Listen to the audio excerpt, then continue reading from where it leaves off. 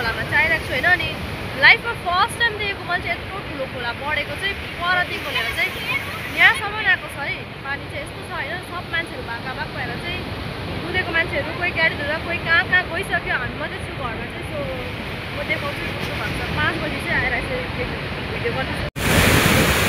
बिहानको भ्यू चाहिँ यस्तो छ, मान्छेहरू सब भागिसक्यो होइन। अनि खोला चाहिँ पहिला सानो थियो खोला, तर अहिले चाहिँ टिस्टा जस्तो भएको छ। यहाँदेखिको यहाँ आई लभ दुधे लेक थियो होइन, यहाँबाट चाहिँ एकदम फिजिएर खोला चाहिँ डल्लै यस्तो भएको छ है। अनि अझै बिहान बिहानै भएकोले चाहिँ राम्रोसँगले क्यामेराले फोकस गरेको छैन। पुल पनि भाँचिएर यस्तो भएको छ र जसको हट थियो यहाँनिर सबै बगाइसकेको छ। अनि यहाँ भएको सुँगुरको खोरहरू पनि सुँगुरसँगै लगेर एकदमै दुःख लाग्दो कुरा है। र छेउको घरहरू चाहिँ अब सायद यस्तै पानी बढिरह्यो भने चाहिँ त्यो पनि लानु बेर लाउँदैन।